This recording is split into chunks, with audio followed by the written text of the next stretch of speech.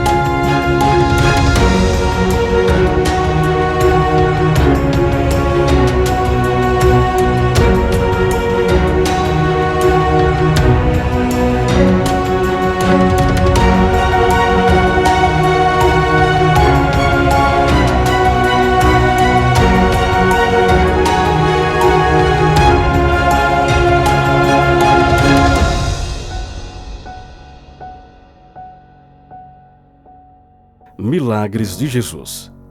Jesus ressuscita o filho da viúva de Naim. Boa noite. Sejam todos bem-vindos a Quintas com Péricles Ramos. Que bom poder te encontrar mais uma vez para juntos estudarmos da Palavra de Deus. Este é um canal de estudo, um estudo da Bíblia, e a cada semana receba um convidado especial, um amigo, para que ele possa discorrer sobre um tema bíblico. Hoje estaremos dando continuidade à série intitulada Milagres de Jesus. E quem vai apresentar o tema dessa noite é o pastor Eliazar Domi.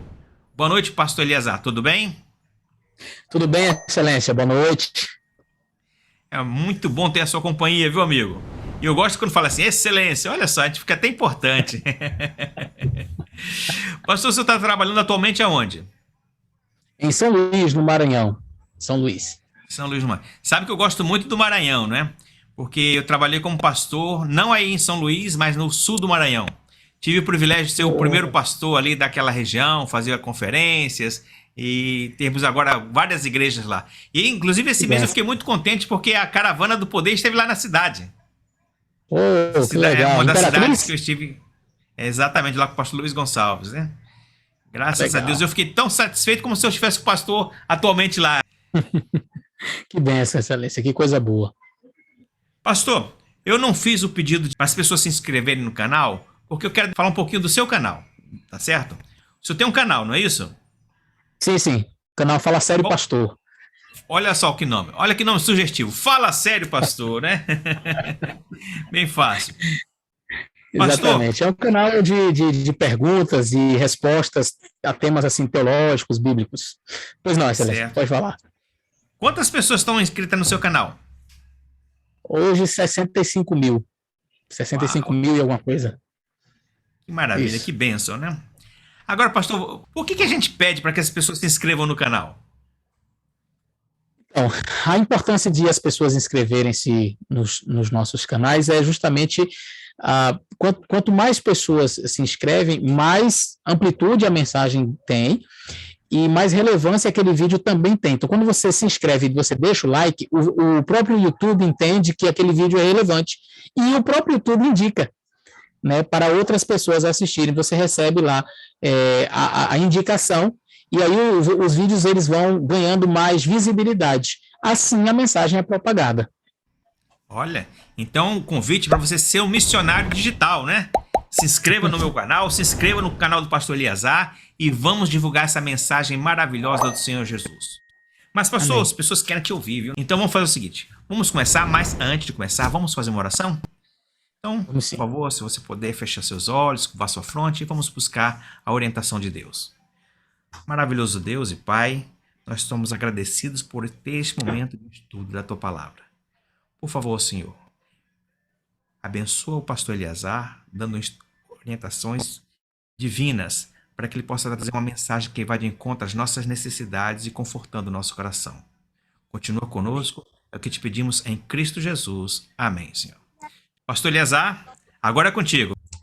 Muito bem, meus queridos, muito obrigado ao meu amigo Péricles, mais uma vez, por esse convite, por estarmos aqui juntos e nós vamos estudar a história que está relatada no livro de Lucas, uma história muito especial, muito bonita, e no capítulo 7 do livro de Lucas, a gente vai ler a partir do verso 11, nós vamos extrair lições assim bem importantes, lições preciosas deste relato. A história ela se passa em uma localidade conhecida como Naim. Pouquíssimas vezes, se não me falha a memória, apenas aqui é que esta cidade é mencionada. E o texto diz o seguinte: em um dia subsequente, dirigia-se Jesus a uma cidade chamada Naim, e iam com ele os seus discípulos e numerosa multidão. Preste bem atenção aos detalhes, porque esses detalhes eles são importantes naquilo que a gente vai falar aqui nesta mensagem. Veja, com Jesus e uma grande multidão, Jesus estava indo para Naim. E Lucas, ele é bem detalhista quando ele vai escrever os seus relatos. Eu gosto porque Lucas, ele traz sempre alguma informação assim, que aparentemente não seria uma informação irrelevante, mas no contexto, quando a gente começa a aprofundar no texto, é que a gente vai notar que essas informações adicionais, elas são de fato muito importantes. E ele diz assim, olha, como se aproximasse da porta da cidade, então estava perto da porta da cidade, eis que saía o enterro do filho único de uma viúva. Olha os detalhes. Filho único de uma viúva. E grande multidão da cidade ia com ela. Uma grande multidão vinha com Jesus, uma grande multidão vinha saindo da cidade com a mulher que era viúva e que tinha acabado de perder seu filho único. Nós vamos analisar todos esses detalhes aqui. Vendo-a o Senhor, se compadeceu dela e disse, não temas, não chores. Aliás, não chores. Chegando-se, tocou no esquife, parando os que o conduziam, disse, jovem, eu te mando, levanta-te. Sentou-se, o que estivera morto passou a falar, e Jesus restituiu a sua mãe. E todos ficaram possuídos de grande temor e glorificavam a Deus, dizendo, grande profeta se levantou entre nós, Deus visitou o seu povo. E esta notícia a respeito dele divulgou-se por toda a Judéia e por toda a circunvizinhança. Veja, são muitos detalhes, a gente pode ficar mais de uma hora aqui estudando os detalhes dessa história, mas vamos analisar assim alguns. Veja, aqui a primeira informação é que Jesus ia chegando numa cidade e Jesus ia com uma grande multidão. E eu queria que você agora começasse a imaginar a multidão que ia com Jesus. No caminho, pessoas que estavam doentes, Jesus curava. Pessoa que era surda, Jesus agora curava, não era mais surdo. O mudo agora está falando. Aquele que era cego agora está vendo. Que era aleijado agora está andando. Imagine como vinha essa multidão com Jesus. Será que era uma multidão apática, triste, solitária, desesperançada? Será que era uma multidão assim abatida? Com certeza não. Era uma multidão feliz, uma multidão alegre, uma multidão que glorificava a Deus. Além do mais, Jesus estava ali pregando a palavra, Jesus estava falando do reino de Deus. Então era uma multidão cheia de vida, uma multidão cheia de esperança, uma multidão cheia de alegria, uma multidão cheia de agradecimento pelas bênçãos recebidas, milagres aconteceram, as pessoas estavam felizes, uma grande multidão ia com Jesus. Vamos para dentro da cidade. De dentro da cidade vinha saindo um funeral. E como era esta multidão? Uma multidão triste, uma multidão desesperançada, né? Ou desesperada, uma multidão abatida, pessoas chorando, pessoas em desespero, uma multidão realmente numa situação de tristeza profunda. São multidões opostas, que agora se encontram em um lugar da cidade, e Lucas faz questão de mencionar, na porta da cidade. Veja, porta da cidade. Por quê? Veja, eu moro em São Luís, e aí você entra e sai a hora que você quer, e não tem nenhum tipo de guarda para dizer se você vai entrar, se você vai sair, é livre. E você sai daqui de São Luís e vai até aí onde o meu amigo Péricles mora, Rio de Janeiro, né, Excelência?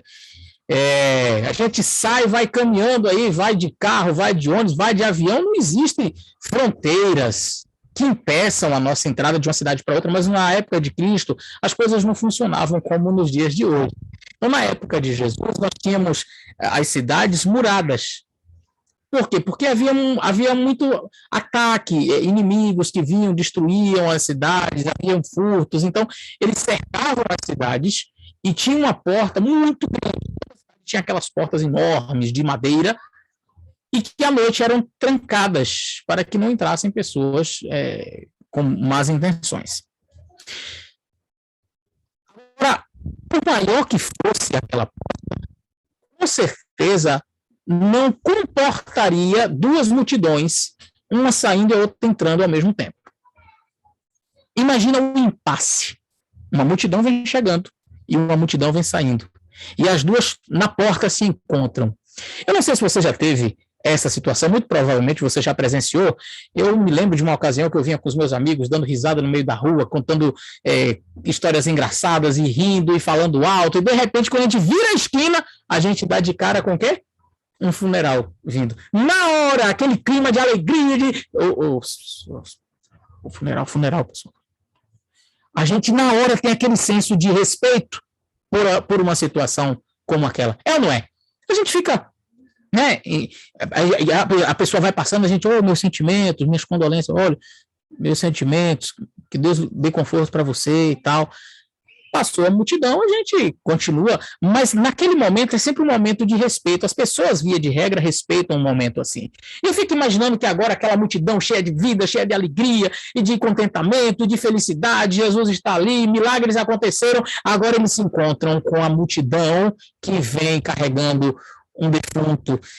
E agora eu imagino que aquela multidão silencia, gente, pessoal, pessoal aqui, ó, tá vindo, vamos abrir aqui, gente, imagina a cena, eu gosto que você entre na história, não é? Jesus está ali, aquela multidão vai entrando, de repente, aquele choque de multidões, pessoas chorando, e naquela época havia umas carpideiras, né, mulheres que eram pagas para chorar, e todo mundo ali gritando e chorando, e aquele desespero, e as pessoas, os que viam felizes, gente, faz silêncio aí, o pessoal está saindo aqui, o funeral, gente, vamos abrir aqui passagem. As duas multidões se encontraram. Agora, um silêncio da multidão que vinha feliz, a tristeza da multidão que vinha saindo. Os cemitérios sempre ficavam fora da cidade, era uma tradição de que não se enterrassem mortos dentro da cidade, para não contaminar. Então, eles sempre enterravam seus mortos fora. Mas vamos analisar outros detalhes. A Bíblia faz questão de mencionar, Lucas, ele diz que havia uma mulher que era viúva e que tinha um filho único.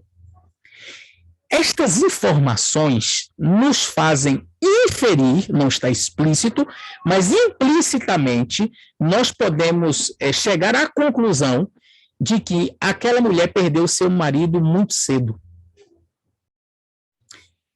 Era comum que as mulheres na época de Jesus tivessem muitos filhos. E não precisa ir muito longe, nós vamos perceber que há 50, 60 anos atrás, se você perguntar à sua avó quantos irmãos ela teve, você vai descobrir que ela teve muitos irmãos, não é? Seu bisavô devia ter aí, a gente olha para trás, o povo tinha 10, 11 filhos, é assim ou não é? Na época de Jesus também. E não somente isso, havia um incentivo da parte dos judeus de terem muitos filhos, porque sempre houve um entendimento de que os filhos são herança do Senhor, são presente do Senhor. Ter muitos filhos era sinal de prosperidade e de uma boa velhice, porque os seus filhos iriam cuidar de você na velhice. Então, era algo extremamente valorizado. Ter um filho único era muito estranho. Mas parece que Lucas, ele aponta uma coisa como resultado da outra.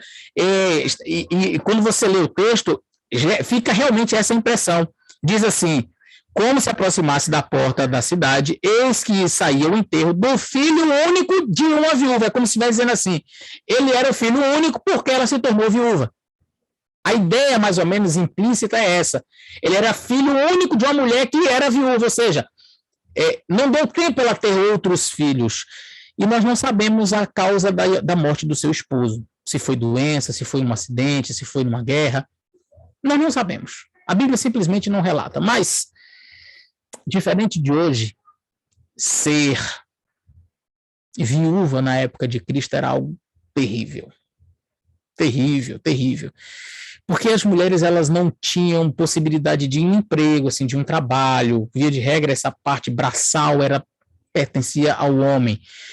Também não havia esses direitos que nós temos de aposentadoria, de a pensão quando o marido morre, a mulher receber, não havia nada disso. Então, ela contava sempre com o auxílio dos familiares, uma mulher que se tornava viúva contava com o auxílio dos familiares e da boa vontade de pessoas mais abastadas. Por isso você vai ver constante e repetidamente Deus falando em Jeremias, Isaías, nos livros do Antigo Testamento, expressões quando ele quer repreender o povo, ele diz assim, porque o meu povo não atenta para o órfão e para a viúva, porque vocês desampararam o órfão e a viúva. Já percebeu que essa expressão, o órfão e a viúva, sempre Deus está batendo nessa tecla? Inclusive havia dentro das tradições, não, das leis judaicas estabelecidas por Deus, o 7º ano. Você poderia colher 6 anos, mas o 7º ano era para os pobres, a terra tinha que ficar livre para produzir, e os pobres iam lá, colhiam. Era uma maneira de Deus não permitir que as pessoas passassem necessidade. Aquela mulher, entretanto, perdeu seu marido muito cedo, tinha o seu filho muito provavelmente pequenininho, e agora ela devia estar sofrendo muito. Eu fico imaginando o sofrimento dessa mulher. Quem sabe as vizinhas, as amigas, dizendo, nossa, que sofrimento, gente, o que essa mulher fez para merecer isso? Que castigo de Deus. Porque antigamente era assim, qualquer coisa de ruim que acontecia, castigo de Deus, castigo de Deus. E eu fico imaginando o sofrimento daquela mulher, mas ela tinha uma coisa em sua vida que a motivava, sabe? Ela tem um filho, e ela não podia se dar ao luxo de desistir. Ela não podia se dar ao luxo de dizer assim, olha, não vou mais, eu vou desistir da vida, não. Ela tinha um filho. Então, todas as suas atenções, toda a sua energia, tudo que ela tinha, tudo que ela possuía, agora dedicado para aquele jovem, para aquela criança, para dar uma boa educação, para que ele crescesse, para que ele fosse um homem de bem. Ela começa a se dedicar, ela começa a se desdobrar para fazer dinheiro, para fazer com que aquele menino fosse um homem de verdade, e quem sabe na esperança de um dia ele vai crescer, ele vai se tornar um homem de bem, ele vai cuidar de mim. Essa era a esperança dela. Aquela mulher deve ter sofrido muito. Era muito difícil um homem querer casar com uma mulher viúva e com filhos. Na época de Cristo, isso era muito raro acontecer. Ela, portanto, cresceu, viu seu filho crescer e educou aquele menino sozinha. No máximo, contando com o apoio dos seus familiares. Era realmente uma situação muito delicada. Era uma situação muito difícil. E realmente ela deve ter passado por muitas privações para oferecer àquele jovem uma boa educação. E a Bíblia também não relata o porquê. A Bíblia não diz o que foi que aconteceu, mas diz que aquele jovem morreu. Que facada no coração daquela mulher. Que momento triste, que momento desesperador. E Jesus Cristo poderia ir a Naim em qualquer dia, mas ele escolheu ir naquele dia, naquele momento, naquela hora, porque ele sabia que precisava encontrar com aquela mulher. Ele sabia que ali em Naim tinha uma mulher que precisava dele. Tinha alguém que no seu interior gritava, Deus, por quê? Por que, Senhor? Por que comigo? O que eu fiz? O meu esposo se foi, e agora tudo que eu fiz da minha vida, eu dediquei toda a minha vida para cuidar dele, para educar este menino, e agora ele se vai? Já imaginou as vizinhas dizendo, meu Deus, essa mulher fez alguma coisa muito grave. Gente, olha o que ela perdeu o marido, agora perdeu o filho. Gente, isso sei lá, parece uma maldição, né? É um negócio estranho. Eu fico imaginando as vizinhas conversando, dialogando. Coitada, vamos lá dar um suporte para ela, vamos lá, quem sabe dar um apoio. Cumpriu-se os dias ali de preparo para o enterro e agora sai com ela uma grande multidão. Pessoas as mais diversas que estavam ali sentindo a dor daquela mulher, o desespero dela. Mas eu acho muito interessante que agora as multidões se encontram. E no momento em que as multidões se encontram, eu vejo um Deus que sabe todas as coisas. Um Deus que conhece todas as coisas e que não precisa pedir informação. Eu já fiz muitos funerais. Bastante. Ao longo desses 12 anos que eu sou pastor, tive assim o desprazer, não é uma situação agradável, de fazer muitos funerais. Mas eu, via de regra, quando eu chego, que eu não conheço todo mundo, eu pergunto quem que são os parentes mais próximos. Não, pastor, aquela ali é a tia, aquela ali é a mãe, aquele ali é o pai, aquele ali é o... E eles vão me dizendo quem são os parentes. E eu acho muito interessante que Jesus, em nenhum momento, ele chega e diz assim, ei, quem é a mãe do menino aí que morreu? Quem é o pai aí? Cadê? Quem é o familiar mais próximo aí? Não. Olha como diz o texto. Vendo-a o Senhor, compadeceu dela e lhe disse. O que Jesus disse? Não chores. Está aqui no verso 13. Não chores. Primeiro que Jesus, ele bateu o olho e ele já sabia quem era. Na verdade, ele já estava indo a Naim por causa dela. E agora Jesus se encontra com aquela mulher, ele não precisa perguntar, você sabe quem é a mãe? Não, ele olhou para ela, dirigiu-se a ela. Tinha ali outros parentes, tinha tio, quem sabe tinha sobrinho, quem sabe tinha avó, mas ele olhou para a mãe e ele disse para ela, não chores. Você já parou para pensar na frase de Jesus? Como ela parece absurda? Aparentemente é absurda, não é? Eu nunca teria coragem de falar estas palavras. Eu tenho certeza que você que está assistindo não teria coragem de fazer isso. Chegar a um funeral e dizer para a mãe da pessoa que acabou de morrer, não chore. Não chore? Como assim não chore? Eu não posso fazer isso. Como eu disse para vocês, eu já fui em muitos funerais, mas nunca tive essa audácia de chegar para uma mãe e dizer assim, olha, não chores. Chegar para o pai, olha, não chores. Mas por que eu não posso ter essa audácia? Porque eu sou um mortal, um pecador, que daqui uns dias vou estar na mesma situação se Jesus Cristo não voltar logo. Mas quem estava falando para ela não era um mortal, era Deus encarnado.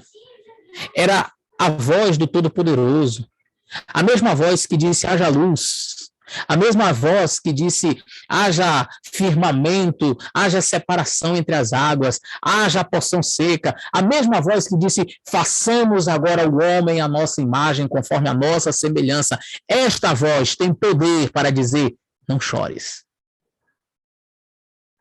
Era o Deus da vida que estava falando. Não era comedor de feijão e farinha como eu. Era o Deus. Deus em carne humana dizendo, não chores. Eu não posso dizer, mas ele pode. E ele olha para a mulher e diz, não chores.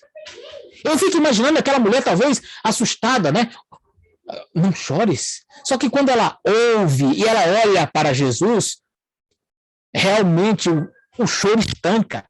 Porque não tem como você estar diante do Deus da vida e você não sentir o poder que vem das palavras dele.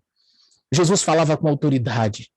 Mas é muito impressionante porque o texto diz, movendo-se de íntima compaixão. Na minha versão diz, compadeceu-se dela, mas em outras versões diz, e movendo-se de íntima compaixão. O que é compaixão? É esse sentir a dor do outro, é empatia. Jesus conhecia o coração daquela mulher, ele sabia o que ela estava sentindo, ele moveu-se de compaixão por ela, sentiu a dor dela, e ele disse, ei, toda essa dor eu vou tirar. Quando Jesus disse assim, não chores, ele estava dizendo, eu sei exatamente o que está dentro do teu coração, eu sei exatamente a dor que você está sentindo, mas eu vou tirar essa dor daí, eu vou arrancar do teu peito essa dor, eu vou te dar alegria, eu vou te dar paz, porque eu sou o Deus da vida. Porque eu posso restituir a vida. Porque eu sou o Criador do universo. Não chores. Não chores. A mulher nem deu tempo ela raciocinar muito quando Jesus, então, faz algo ainda mais estranho. Chegando-se, tocou. Queridos, se você vai ao livro de Levíticos, e eu não vou fazer uma análise agora, você pode pesquisar em sua casa, pegue a sua Bíblia e leia. Você vai perceber que existem algumas proibições no livro de Levítico que são feitas para que você não ficasse ritualmente, não é, impuro. Uma pessoa com fluxo de sangue, se você tocar nela, estará impura até a tarde. Se você tocasse numa carne de porco, você estaria imundo até a tarde. Se você tocasse em um morto, você estaria imundo até a tarde. Se você tocasse no leproso, você estaria imundo até a tarde. Se você... Enfim, são várias... Tem uma lista em Levíticos mostrando que você não poderia tocar ou ser tocado porque você ficaria imundo. Agora note, a mulher com fluxo de sangue toca em Jesus, Jesus fica imundo? Não, a mulher fica limpa. O leproso chega perto de Jesus, se quiseres pode purificar. Jesus faz o quê? Toca nele. Jesus fica imundo? Não, o leproso ficou curado. Agora Jesus está diante de um jovem que está... E aí Jesus faz o quê? Toca. Jesus fica imundo? Não. O jovem ressuscita. Porque ao toque do Deus Todo-Poderoso, a morte vai embora. A morte não permanece quando o Deus da vida chega. O Deus da vida chegou. E o que é a morte diante dele? Nada. Jesus toca naquele jovem e diz, levanta-te. Levanta-te, jovem. Eu digo para ti, jovem, levanta-te. E ele sentou-se. Gente, como eu disse para vocês, eu gosto de entrar na história. Eu não gosto de ficar só na leitura. Eu gosto de imaginar a cena. Imagina aquele jovem todo enfaixado, que era comum na época, deitado no seu esquife ali, é como se fosse uma maca, né? E aí Jesus chegou, parou, todo mundo, a multidão ali observando, a multidão que via com Jesus, a outra multidão de dentro, da parte de dentro da cidade, as duas, né? Uma do lado de fora, outra do lado de dentro, ali mais ou menos no meio da porta, Jesus fala para a mulher, não chores, em seguida, mete a mão no morto, toca no morto e diz, levanta-te. A voz do Deus Todo-Poderoso penetrou os ouvidos. Queridos, aquele sangue que estava parado no corpo, parado. Coração parado. Pulmão estático. Rins parados. Fígado, estômago, tudo parado.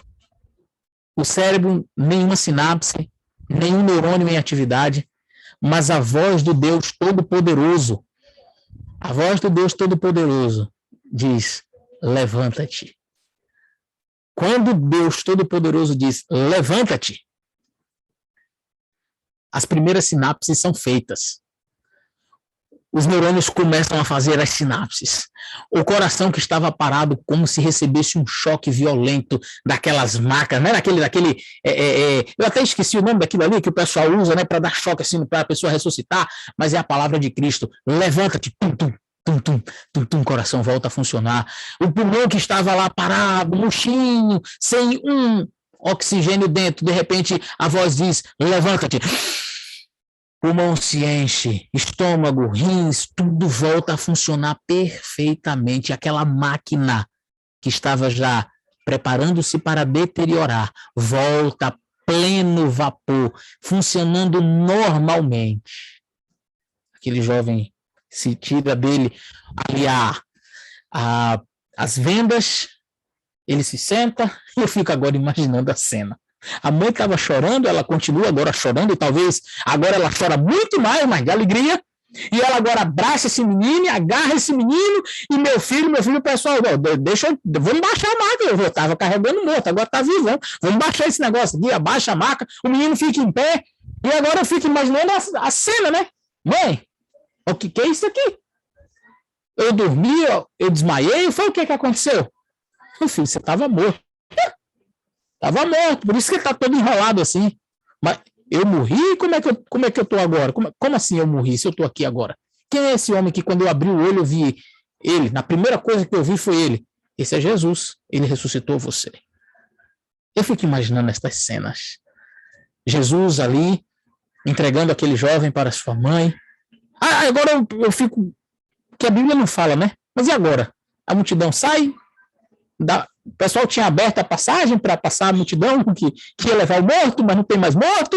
E agora? Faz o quê? Não, agora vamos entrar todo mundo. A gente ia sair para enterrar, mas não tem mais ninguém para enterrar. Então, agora não tem mais duas multidões, agora tem uma multidão só. A multidão que antes era de tristeza, agora é de alegria. A multidão que antes era de desespero, agora é de esperança. A multidão que era de infelicidade é de total felicidade. A multidão que vinha chorando agora vai sorrindo. A multidão que vinha com a morte agora vai com a vida. A multidão que vinha em desespero agora vem uma multidão feliz, alegre. Agora as duas multidões se unem, uma multidão só agora invade a cidade. Uma multidão agora gigantesca, muito maior. Eram duas multidões, uma saindo, outra entrando, mas agora todo mundo vai sair para onde? Não, sair para canto nenhum. Então vamos entrar na cidade, todo mundo. Eu fico imaginando, quem sabe? Imagine comigo, não custa a gente entrar na história e quem sabe até vislumbrar um pouco além, né? Quem sabe aqueles que não foram para o enterro.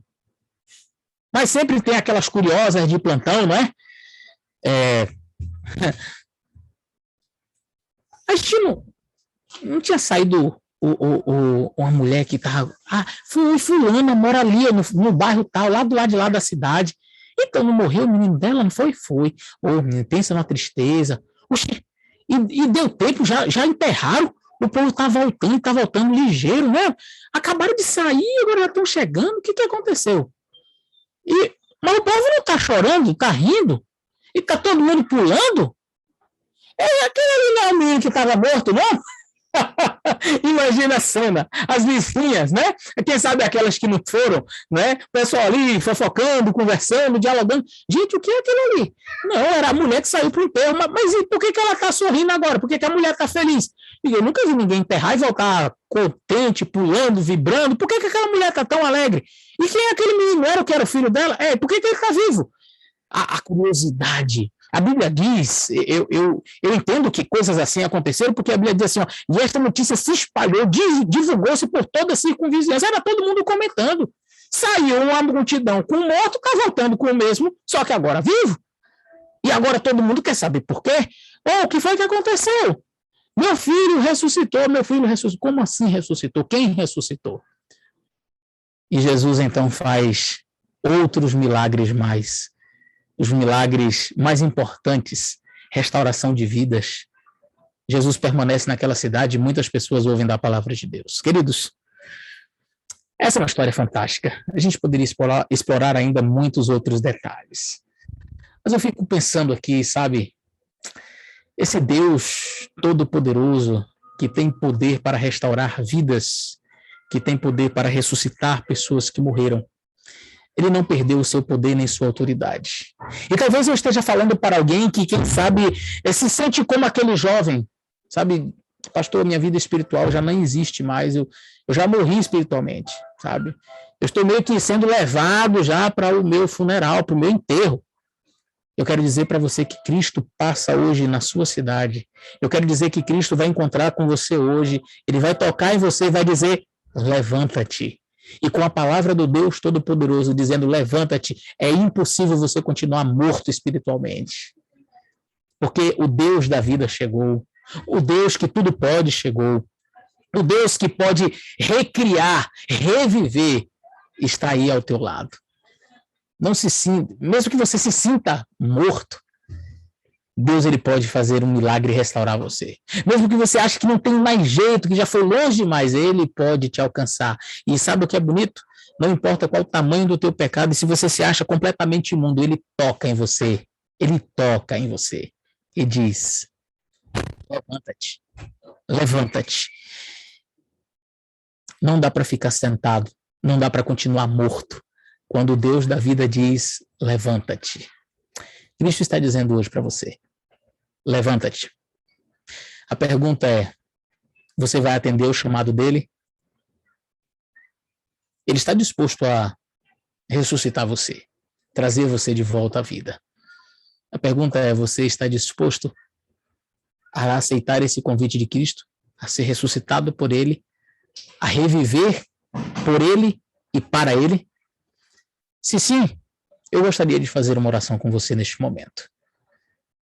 Querido Deus e Pai, eu falo com pessoas especiais que estão nos assistindo. Eu não sei, Senhor, que problemas essas pessoas já vivenciaram, quais pecados elas têm enfrentado, quais lutas. Eu não sei, Senhor, se eu falo com pessoas que estão vivenciando a experiência daquela mãe, talvez perdeu o marido, talvez perdeu o filho, talvez nesta pandemia, Senhor, ela tenha perdido pessoas especiais. Há, quem sabe, pessoas que estão nos ouvindo, meu Deus, que estão desesperadas. Outros se sentem talvez como aquele jovem, morto espiritualmente. Mas eu quero agradecer ao Senhor, porque o Senhor Jesus Cristo, ele vem ao nosso encontro. Ele se compadece daquela mãe e ele se compadece de todas as mães, de todas as pessoas que me assistem nessa hora, que perderam pessoas especiais, que estão passando por momentos de luta e de íntima compaixão. O Senhor se compadece de cada uma delas. E a tua palavra é: não chores. Brevemente o Senhor voltará para ressuscitar todos os seus filhos. Enquanto isso não acontece, Senhor, ressuscita-nos da nossa morte espiritual. Há muitos jovens, Senhor, há muitas pessoas que estão talvez me assistindo neste momento e que pensam assim: para mim não tem mais jeito, eu já morri espiritualmente, eu estou vivenciando momentos difíceis na minha vida, eu não acho que seja possível, mas o Senhor é o Deus dos milagres, o Senhor pode ressuscitar, pode reviver. Restaura, Senhor, estas vidas. Abençoa os teus filhos. Cuida de cada um deles. Em nome de Jesus. Amém. Amém, pastor. Que maravilha poder ouvir esta mensagem. Certamente Deus te instruiu, te inspirou com essa mensagem tão poderosa que veio a satisfazer os anseios da nossa alma. Muito obrigado por tirar o seu tempo de descanso para estar conosco. Que o Senhor te abençoe, assim como seus familiares e também o seu ministério. Eu digo o seguinte: como é confortador saber que Jesus se preocupa com cada um dos seus filhos. Assim como Jesus restaurou a alegria e a esperança e o futuro daquela mulher e do seu filho, Ele deseja ardentemente fazer o mesmo em nossa vida. Jesus não foi a Naim apenas para consolar uma mãe, mas para restaurar a vida. Jesus está presente conosco hoje, porque Ele deseja restaurar a nossa vida. E assim nós vamos terminando. E como sempre faço, viu, pastor? Eu vou ler São João 20 e também de São João 21, que diz o seguinte. Hoje eu vou usar Bíblia Almeida Revista. E diz o seguinte: na verdade, Jesus fez diante dos seus discípulos muitos outros sinais que não estão escritos neste livro. Estes, porém, foram registrados para que vocês creiam que Jesus é o Cristo, o Filho de Deus, e para que, crendo, tenham vida em seu nome. E o último verso de João 21 diz o seguinte: há, porém, muitas outras coisas que Jesus fez. Se todas elas fossem relatadas uma por uma, penso que nem no mundo inteiro caberiam os livros que seriam escritos. Uma boa noite para todos. Que Deus os abençoe com paz e esperança e permita que Jesus faça um milagre em sua vida e em sua família. Um grande abraço e até a próxima Quintas com Péricles Ramos.